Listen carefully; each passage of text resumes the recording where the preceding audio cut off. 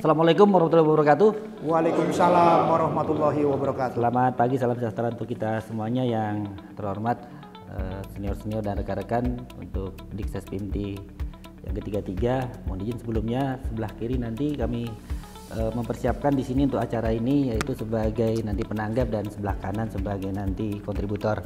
Izin untuk hari ini kita melaksanakan kegiatan debat akademik. Jadi untuk tema untuk hari ini yaitu implementasi restoratif justice dalam penegakan hukum. Sebagai pembuka mungkin kami memberikan suatu narasi di tahun 2023 bulan April adanya suatu kecaman dari masyarakat terkait adanya kasus pembelaan diri yang di NTB bahwa ditersangkakan yang bersangkutan sebagai korban. Pada saat itu adanya kecaman dari publik bahwa kenapa orang yang membela diri, tersangkanya memang si korban yang dibegal, dan 2 orang itu memang meninggal dunia. Terakhir kasus tersebut di restoratif justice, walaupun sesuai dengan aturan yang disampaikan nanti mungkin dari pemapar konteksnya bagaimana, tapi hal tersebut akhirnya memberikan suatu kepuasan di masyarakat. Nilai keadilannya berbeda dengan mungkin konsep secara umum bagaimana peradilan seharusnya berjalan. Yang kedua yang kami kutip yaitu adanya tingkat kepuasan masyarakat terhadap Polri tahun 2023 di akhir Desember sebagaimana Litbang Kompas itu 87,7% kepuasan masyarakat terhadap Polri di 3 hal pelaksanaan tugas kepolisian yaitu di Harkamtibmas, pelayanan masyarakat dan penegakan hukum.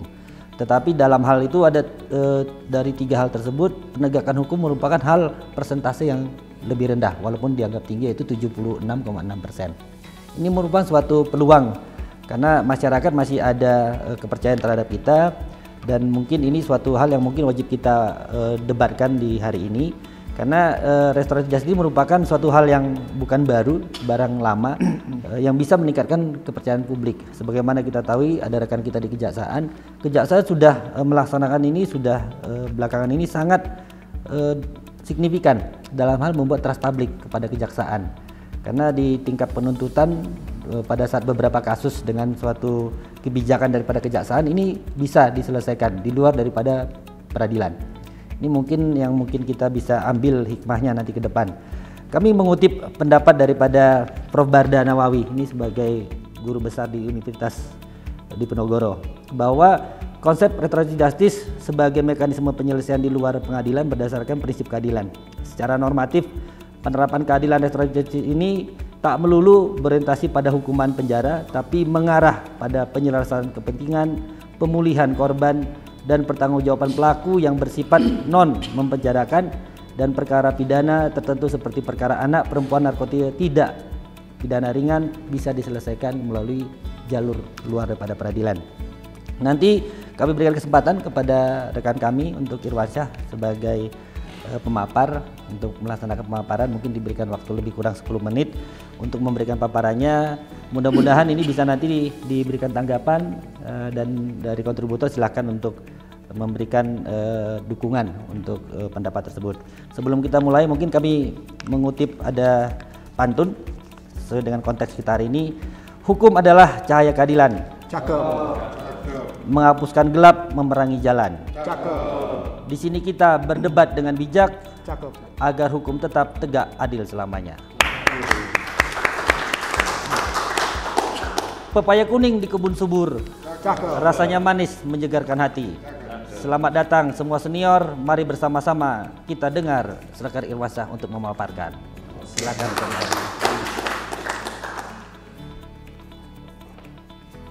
Terima kasih kepada moderator atas waktu yang diberikan. Assalamualaikum warahmatullahi wabarakatuh. Selamat siang dan salam sejahtera untuk kita semua. Pada kesempatan siang hari ini saya akan menyampaikan sebuah materi dalam kegiatan debat akademik kita dengan judul implementasi restoratif justice. Rekan-rekan semua, belum lama ini tentu kita masih mengingat dengan adanya suatu peristiwa yang menghebohkan jagat maya Indonesia. Adanya suatu kejadian di wilayah Banyumas, Jawa Tengah, di mana ada seorang nenek yang tertangkap melakukan pencurian 3 buah kakao. Kemudian dia diproses hukum. Pada saat tertangkap tersebut, sebenarnya Nenek Minah kita sebut saja sudah mengembalikan 3 buah kakao tersebut dan meminta maaf. Namun penjaga ataupun pengawas ataupun mandor di tempat tersebut ternyata tetap melanjutkan perkaranya sampai dengan di pengadilan. Nah, perkara-perkara seperti Nenek Minah ini tentunya sangat banyak sekali. Nenek Minah yang barusan saya sampaikan adalah satu dari sekian banyak perkara-perkara yang mungkin tidak diketahui, yang kebetulan Nenek Minah ini terekspos di media. Nah, dengan adanya kejadian ini, tentunya masyarakat makin menyimpulkan bahwa hukum itu berat sebelah, tidak berimbang. Mereka mengibaratkan hukum itu seperti pisau bermata dua, yang tajamnya hanya ke bawah namun tumpul ke atas.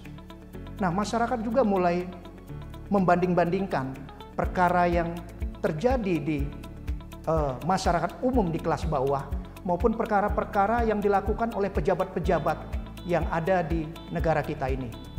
Kalau saja yang melakukannya masyarakat rendah, perkaranya sangat cepat dilakukan proses dan dihukum seberat-beratnya. Namun kebalikannya, jika yang melakukan itu adalah pejabat, entah kapan perkaranya itu diselesaikan, dan mungkin juga kalaupun harus dihukum, dia dihukum dengan ringan. Nah, apa kaitannya hal yang saya sampaikan tadi dengan restoratif justice? Rekan-rekan, kita saat ini harus sudah mulai move on. Kita harus memiliki terobosan hukum baru supaya institusi kita bisa dinilai baik di mata masyarakat. Kembali kepada restoratif justice. Restoratif justice adalah pemulihan keadilan. Namun restoratif justice ini ada arti lain jika kita lihat melalui konsep. Restoratif justice ini adalah pemulihan keadilan dengan menitik beratkan tidak pada penghukuman kepada pelaku. Itu yang dimaksud dengan konsep. Kemudian dengan proses adalah pemulihan keadilan dengan melibatkan pihak-pihak lainnya. Pihak lainnya itu adalah tersangka dengan keluarga atau orang tuanya, kemudian korban dengan keluarga atau orang tuanya, kemudian tokoh masyarakat, tokoh agama, dan aparat atau petugas terkait. Berarti ada dua di sini, proses dan konsep. Rekan-rekan, seperti kita ketahui bahwa sistem hukum kita menganut sistem hukum retributif. Artinya, penekanannya adalah pada pembalasan dendam kepada pelaku kejahatan. Jadi mereka hanya memfokuskan bagaimana seorang yang melakukan suatu tindak pidana itu harus dihukum dengan seberat-beratnya. Padahal sistem hukum yang utama tujuan dari penghukuman itu sebenarnya yang pertama adalah harus memenuhi rasa keadilan. Adil bukan hanya untuk korban tetapi juga kepada pelakunya. Kemudian harus adanya kepastian hukum. Nah, biasanya aparat penegak hukum ini hanya fokus kepada penerapan hukumnya saja. Jadi tidak fokus kepada hal-hal lainnya. Kemudian yang ketiga adalah harus adanya kebermanfaatan. Bermanfaat bagi keduanya. Nah, hal inilah yang memang harus kita dapat capai, dapat kita tuju. Memang tidak mudah rekan-rekan semuanya untuk mencapai ketiganya. Tetapi minimal petugas ataupun aparat penegak hukum itu tidak hanya memfokuskan kepada kepastian hukum saja. Kemudian yang selanjutnya, rekan-rekan, sebenarnya restoratif justice ini bukan barang baru. Di negara-negara lain itu sudah banyak yang melaksanakan kegiatan seperti ini. Restoratif justice baru dikenal atau baru dikenalkan itu pada tahun sekitar 1977. Sebut saja namanya Albert Egram. Dia adalah seorang psikolog yang kebetulan bekerja di sebuah rumah tahanan. Sambil bekerja dia melakukan penelitian. Hasil penelitian itu ternyata dia menyimpulkan bahwa dari sekian banyak kejahatan itu ternyata bukan penghukumanlah yang utama, namun ada hal-hal lainnya. Apa itu? Restitusi. Artinya kita juga harus memperhatikan hak-hak korban, di mana negara selama ini hanya memfokuskan kepada pelakunya saja. Dihukum dengan maksimal sudah selesai. Sementara bagaimana nasib korban ini tidak diperhatikan. Sehingga waktu itu banyak menimbulkan protes. Akhirnya ilmu terkait restoratif justice ini baru dikenal di masyarakat. Rekan-rekan, sudah banyak negara yang mengadopsi sistem hukum seperti ini. Kita sebut saja misalkan Amerika, Australia, kemudian Belanda. Belanda ini adalah asal-usul KUHP dan KUHAP kita. Di negara tersebut ternyata sudah banyak sekali lapas yang ditutup. Nah, lapas-lapas sekarang itu sudah beralih fungsi. Ada yang menjadi tempat hiburan, teater, kemudian ada yang menjadi pasar. Mengapa demikian? Karena ternyata mereka kekurangan napi ataupun narapidana. Yang akhirnya lapas mereka tidak bisa operasional, kemudian akhirnya sedikit demi sedikit, satu persatu tutup tempat mereka. Rekan-rekan, kita harus mengetahui juga bahwa tidak semua perkara itu dapat dilakukan restoratif justice. Jadi ada perkara-perkara yang dapat dihentikan atau di restoratif justice, atau ada perkara-perkara yang juga tidak dapat dilaksanakan restoratif justice. Nah, perkara-perkara apa saja yang tidak dapat? Yang pertama adalah perkara-perkara yang terkait dengan tindak pidana korupsi. Yang kedua adalah tindak pidana yang berkaitan dengan keamanan negara. Yang ketiga adalah tindak pidana yang terkait dengan terorisme. Kemudian yang keempat adalah tindak pidana yang berkaitan dengan nyawa orang. Nah, 4 hal ini yang tidak boleh dilakukan restoratif justice. Kemudian ada perkara yang memang juga bisa dilakukan restoratif justice. Misalkan kejahatan-kejahatan yang disebabkan atau ditimbulkan oleh anak. Kemudian wanita atau perempuan yang bermasalah dengan hukum. Kemudian ada perkara-perkara lalu lintas. Kemudian ada perkara-perkara undang-undang ITE. Kami memberikan contoh. Misalkan perkara-perkara undangan ITE yang kebetulan di dalamnya juga ada perkara-perkara yang sifatnya delik aduan, misalkan seperti penghinaan dan pencemaran baik. Ketika pelaku misalkan melakukan penghinaan melalui kontennya, dia bersedia menghapus konten tersebut, kemudian dia mengakui kesalahannya, kemudian dia berjanji tidak akan mengulangi lagi, kemudian dia juga mau meminta maaf dan bekerjasama dengan penyidik, perkaranya tersebut dapat dihentikan. Namun secara legal formal memang baru tindak pidana atau yang diatur dalam Undang-Undang Perlindungan Anak yang baru mengaturnya. Yang lain sifatnya baru kebijakan. Nah, di dalam KUHAP kita sebenarnya dia tidak memfokuskan kepada hal yang saya sampaikan tadi. Namun masih ada peluang, yaitu di pasal 7 ayat 1 huruf I dan J. Di situ disebutkan bahwa karena kewenangannya penyidik dapat menghentikan suatu perkara atau yang kita kenal dengan SP3. Yang kedua adalah petugas Polri dapat melakukan tindakan lain yang bertanggung jawab berdasarkan hukum. Itu juga yang sering kita dengar dengan istilah diskresi. Itu adalah dasar hukum pertama. Yang kedua, dasar hukumnya adalah Peraturan Kepolisian nomor 8 tahun 2021. Ini yang harus menjadi pedoman kita.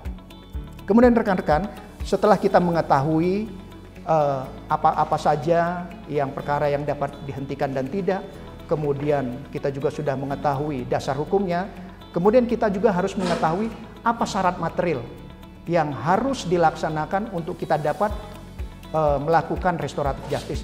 Yang pertama, perkara tersebut tidak boleh ada penolakan atau komplain dari masyarakat. Kalau misalkan menimbulkan kegaduhan sehingga menimbulkan keresahan di masyarakat, maka perkara tersebut tidak dapat dilakukan restoratif justice. Kemudian yang kedua adalah perkara-perkara yang tidak berpotensi menimbulkan konflik.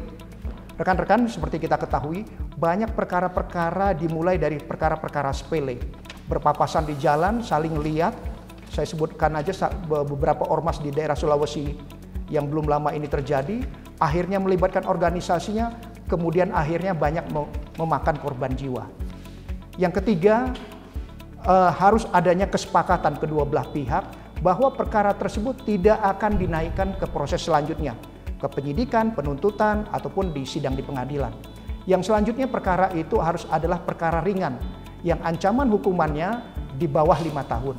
Kemudian yang selanjutnya, perkara tersebut termasuk perkara dengan kerugian yang rendah. Di sana disebutkan kurang lebih sekitar 2,5 juta. Kemudian pelakunya pun bukan pelaku yang berulang atau sering kita dengar dengan istilah residivis. Nah rekan-rekan, seperti yang saya sampaikan sebelumnya, sebenarnya kalau kita mau melaksanakan restoratif justice, tentunya perkara-perkara yang sebelumnya saya sebutkan itu tidak akan terjadi di negara kita ini. Nah, kemudian apa manfaatnya bagi kita, dalam hal ini petugas Polri, jika kita melakukan restoratif justice?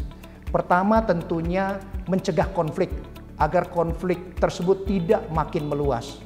Yang kedua adalah terkait efektivitas, efisiensi, biaya, dan waktu. Kita mengetahui tidak sedikit biaya yang dikeluarkan untuk menangani satu perkara dan waktu yang sangat panjang, bertele-tele, mulai dari penyelidikan, penyidikan, proses penuntutan, dan di pengadilan. Dia bisa memakan waktu berbulan-bulan bahkan bertahun-tahun kalau tidak ada kepuasan dari masing-masing pihak. Dia akan banding, kasasi, dan selanjutnya. Kemudian yang selanjutnya manfaatnya adalah Polri akan dinilai sebagai petugas yang humanis, yang memperhatikan hak asasi manusia. Yang terakhir adalah kita mengetahui tunggakan perkara yang ada di Polri, baik itu di reserse, kemudian di fungsi lalu lintas, itu sangat banyak sekali. Ketika kita bisa menerapkan restoratif justice ini, tentunya banyak sekali perkara-perkara yang dapat kita hentikan. Rekan-rekan semuanya, kita harapkan dengan apa yang saya sampaikan ini tentunya bisa nantinya kita terapkan di wilayah, sehingga perkara-perkara yang tadi saya sampaikan tidak lagi terjadi di negara kita ini, sehingga kita bisa menjadi insan Polri yang dicintai oleh masyarakat. Demikian apa yang bisa saya sampaikan. Terima kasih. Wassalamualaikum warahmatullahi wabarakatuh. Waktu dan tempat kami serahkan kembali kepada moderator. Tepuk tangan dulu kepada Terima kasih untuk sebagai narasumber dan sekaligus pemapar rekan kami Irwansyah. Jadi sudah begitu banyak yang disampaikan oleh narasumber berkaitan dengan konsep restoratif justice, dasar hukumnya, hal-hal yang bisa jadi pedoman untuk dilaksanakan RJ tersebut dan juga yang tidak bisa dilaksanakan dan bagaimana implementasinya. Mungkin sedikit kami tambahkan di sini bahwa konsep tujuan restoratif justice terutama ini berkaitan dengan keadilan. Menciptakan keadilan dan ketertiban ini mungkin tujuan utama daripada semuanya hukum, baik dia hukum yang berlaku di kita mungkin dan juga yang di luar. Sebagai selanjutnya mungkin kami memberikan kesempatan untuk 3 saja mungkin karena kita berkaitan dengan waktu dan yang lainnya. Silakan 3 dari penanggap dan mungkin nanti dari penanggap tersebut silakan nanti dari yang kontributor menanggapi dari pertanyaan daripada penanggap tersebut. Silakan kami mulai, Bang Rumondor, Bang Mahesa, silakan Bang Harisal. Silakan dari Bang Rumondor mulai. Silakan Bang. Terima kasih moderator. Saya di Kronal dari Pokjar 2 kami ingin menanggapi apa yang disampaikan oleh pemapar Serdik Irwansyah. Kita ketahui bersama memang setelah dipaparkan memang manfaat dari RJ atau restoratif justice ini sangat bermanfaat, banyak manfaatnya, baik bagi penyidik itu sendiri sampai kejaksaan maupun bagi masyarakatnya. Namun seiring dengan berjalannya restoratif justice ini ternyata ada efek-efek samping. Ya, efek-efek samping yang disampaikan pertama di penyidiknya pada saat ada suatu kasus dia langsung gini, bagaimana kalau ini saya RJ-kan saja.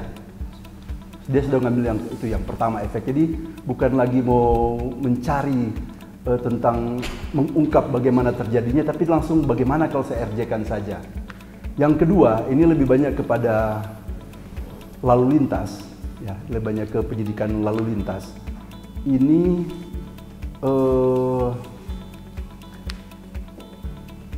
penyidik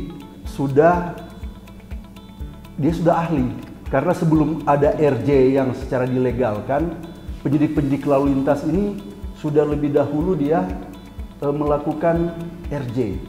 Ternyata dengan adanya RJ ini, dulu kekhawatiran pembina-pembina fungsi di lalu lintas, kemampuan menyidiknya, kan harusnya menyidik itu kan disiapkan syarat formilnya, administrasi penyidikannya ada. Tapi karena dia sudah tahu ini akan di RJ, yang ngapain lagi saya menyiapkan administrasi penyidikan. Ini efek yang kedua.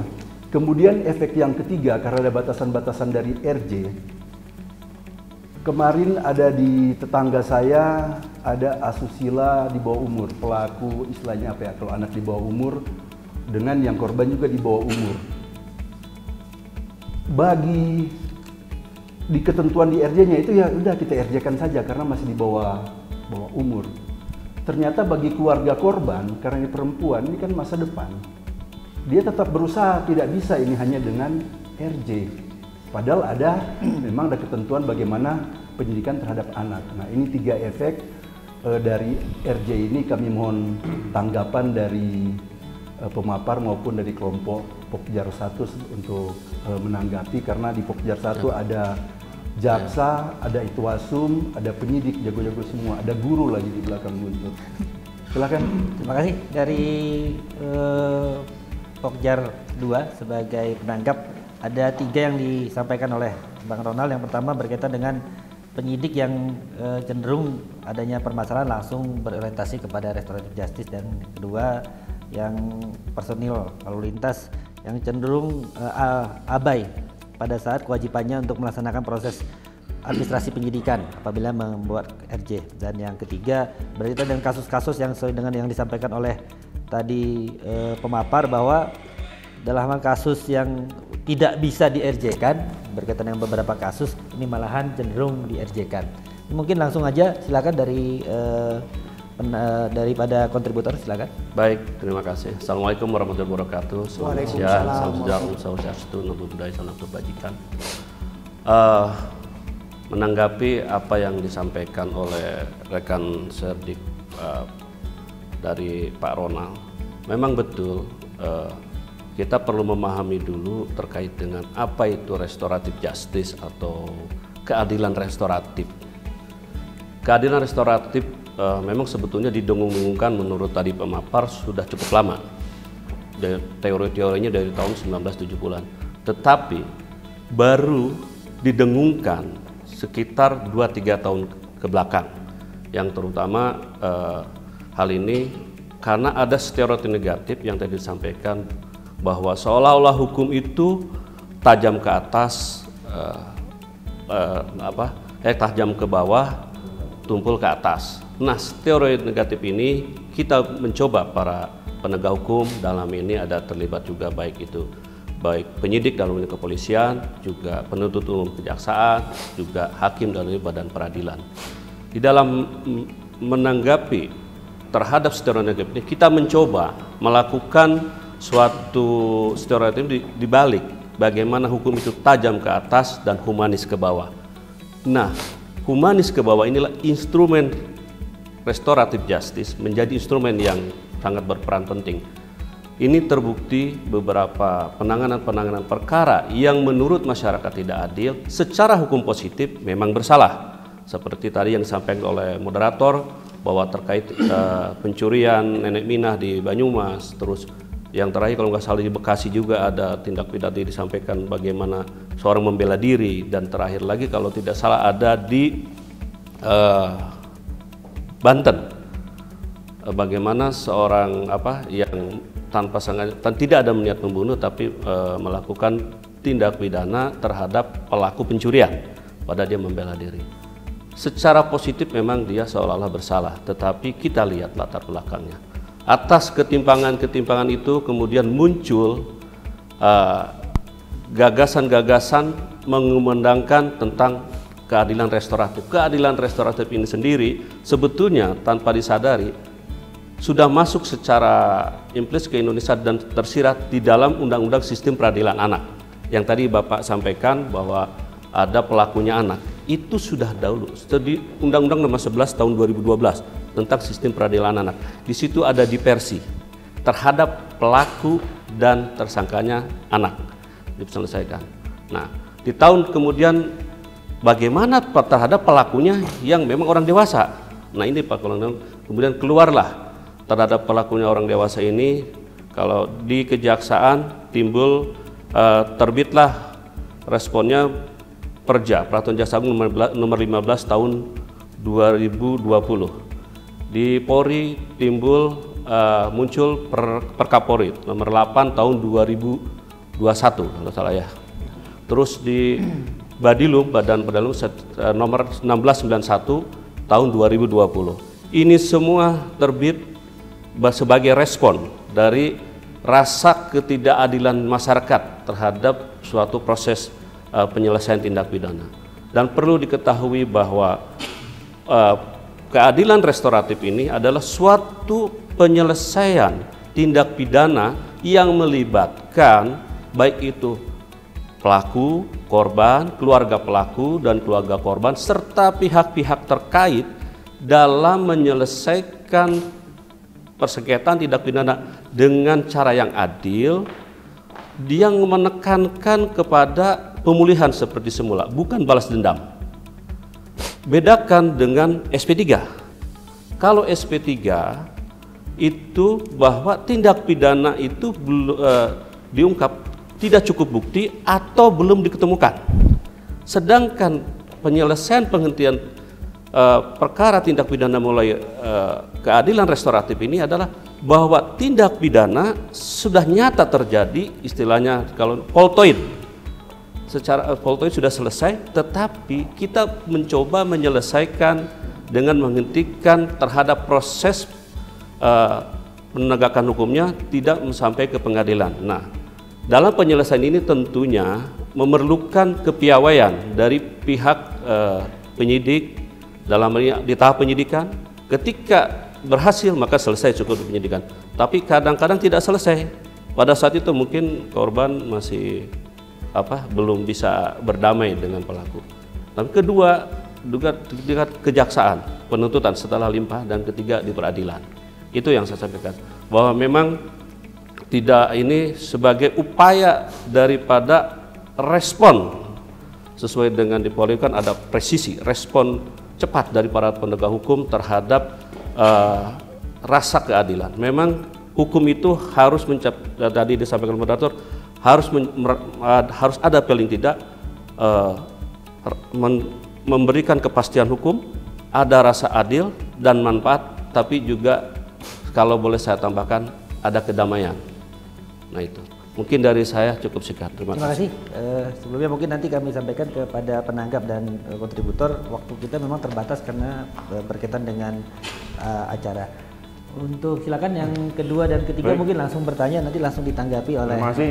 Mohon maaf saya pakai masker. Sebenarnya sama, Bang Rumondor bilang masalah lalu lintas. Kebetulan saya lama di lalu lintas dan jadi penyidik laka lantas juga pernah. 80% sampai 90% kasus laka yang sekarang terkena EJ, RJ, kemudian ADR kalau nggak salah, dulu kesepakatan damai kedua belah pihak, itu pasti domainnya di sana. Padahal di situ ada korban dan ada pelaku. Cuma pertanyaan saya, bagaimana restoratif justice memperhatikan keseimbangan antara kepentingan korban dan pelaku dalam penyelesaian perkara pidana, khususnya laka lantas yang menyebabkan mungkin mereka meninggal dunia, padahal di situ mungkin laka jol dan sebagainya. Baik, terima kasih moderator kesempatan waktunya. Saya coba izin bertanya dari sisi pandang sudut masyarakat. Jadi mungkin kurang lebih akan sama konsep pertanyaan, maupun jawabannya bisa terangkum nanti. Jadi saya hanya berpikir begini, dalam penyelesaian suatu tindak pidana yang mengambil metode, katakanlah itu dalam suatu pola hukum yaitu restoratif justice, RJ yang tadi disingkatnya, tadi sudah dipaparkan jelas dari mulai secara umum sampai dengan teknis sampai dengan bentuk materialnya pun disampaikan.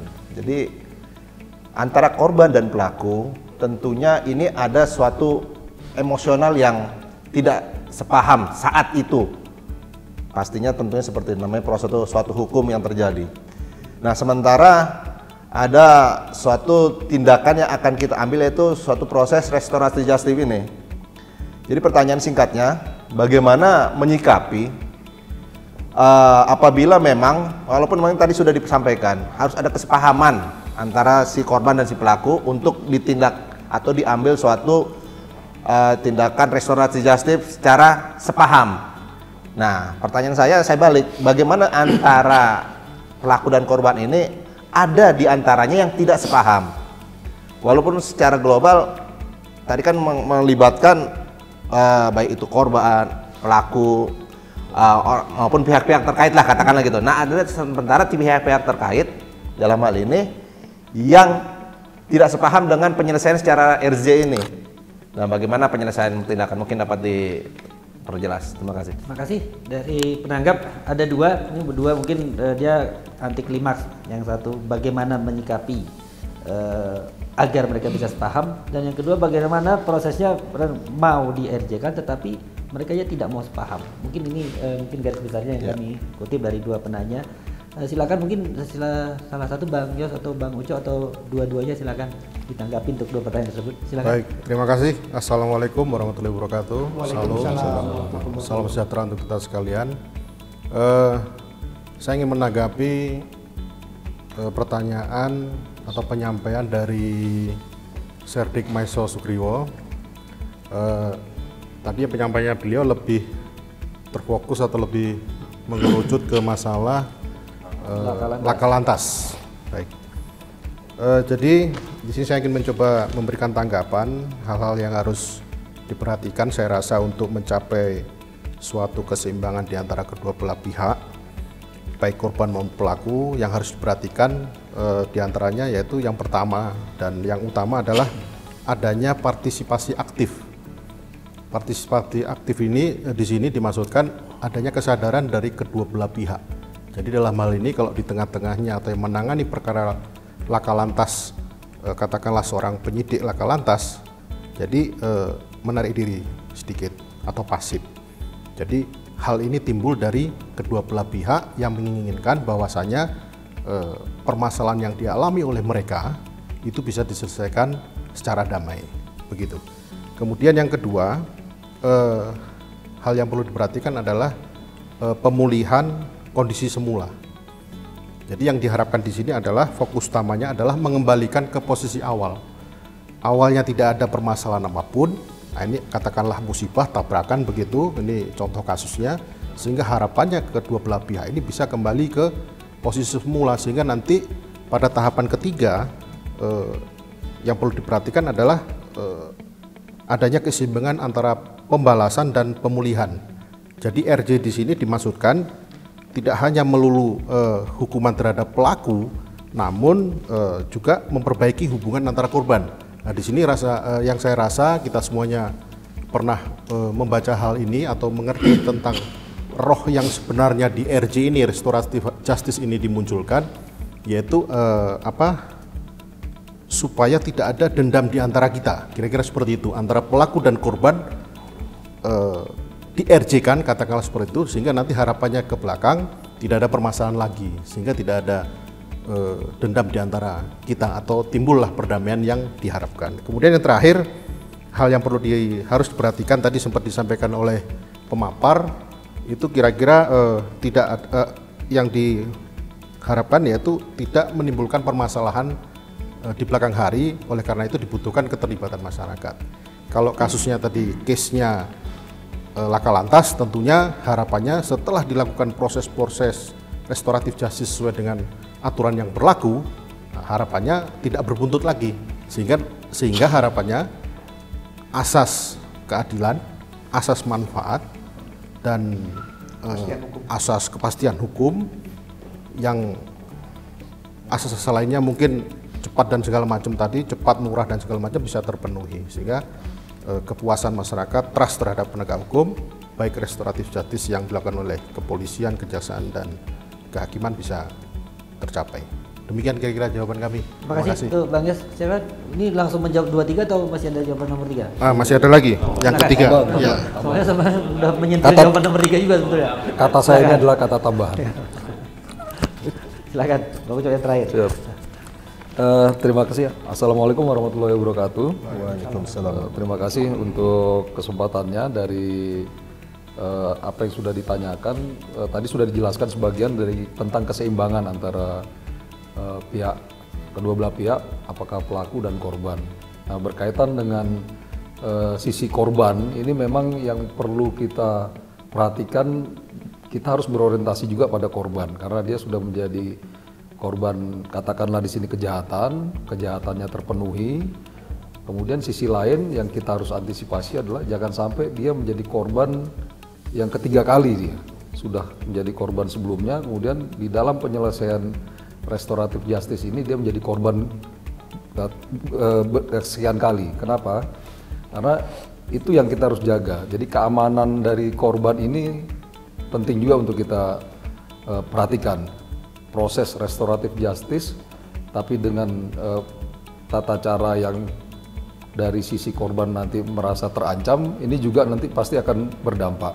Sehingga ini kita harus jaga rasa aman si korban. Kemudian yang perlu kita perhatikan lagi adalah komunikasinya. Bagaimana dari sisi korban ini komunikasi antara kedua belah pihak atau pihak yang terkait. Seperti tadi keluarga dari pelaku atau keluarga dari korbannya juga kita dengar. Kemudian bagaimana orientasi penyidiknya terhadap kedua belah pihak ini dalam berkomunikasi. Ini juga penting karena membangun komunikasi ini berorientasi pada kesepakatan untuk pemulihan korban, ini akan membawa proses RJ akan efektif. Kemudian yang ketiga yang perlu diperhatikan juga empati. Jadi mekanisme RJ dengan berempati pada korban ini juga akan membawa mekanisme restoratif justice akan membawa pada korban dengan kondisi nyaman dan keadilan serta kemanfaatan hukum bagi korban akan dapat dirasakan. Saya pikir tiga hal utama itu yang bisa membantu dari sisi korban. Terima kasih. Terima kasih. Tepuk tangan untuk semuanya terlibat.